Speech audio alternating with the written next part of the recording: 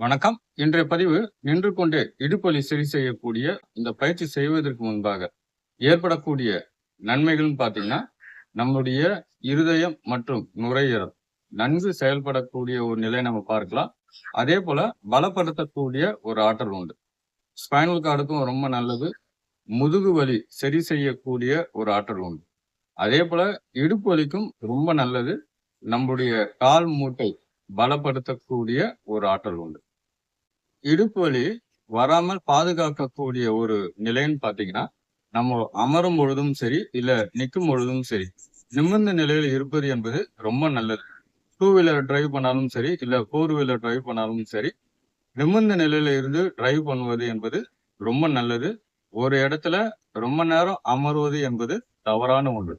இது அமர்ந்து கொண்டு வேலை செய்பவர்களுக்கு இடுப்பு வலியும் சரி, முதுகு வலியும் சரி, அதிகமா வரக்கூடிய ஒரு நிலையை நம்ம பார்க்கலாம். இது போல நிலையில இதெல்லாம் தவிர்ப்பது என்பது ரொம்ப நல்லது. இடுப்பு வலி அதிகமா இருப்பவர்கள் வெயிட் அதிகமா தூக்குவது என்பது தவிர்ப்பது ரொம்ப நல்லது. இப்போ இதற்கு உண்டான ஒரு எளிய பயிற்சி நம்ம பார்க்கலாம். இந்த ஸ்தானம் விரிவடைகிறது. பின் ஸ்தானம் என்பது சுருங்கப்படுகிறது. அப்போ இருதயத்துக்கு ரொம்ப நல்லது, நுரையீரலுக்கு ரொம்ப நல்லது, ஸ்பைனல் கார்டுக்கும் ரொம்ப நல்லது. உங்களுடைய இடுப்பு ஸ்தானத்திற்கும் ஒரு மிக சிறந்த ஒரு பதிவாக பார்க்கலாம். இப்போ பயிற்சியை பார்க்கலாம்.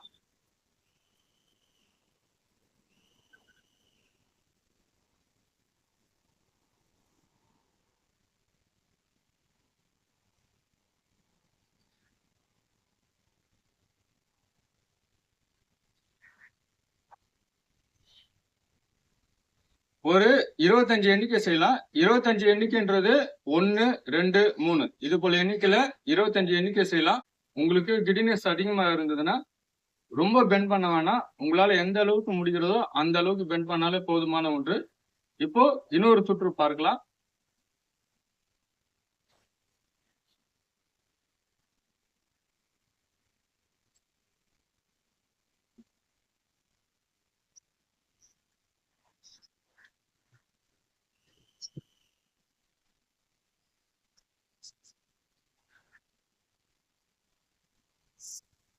இதன் பெயர் அர்த்த சக்கராசனம்.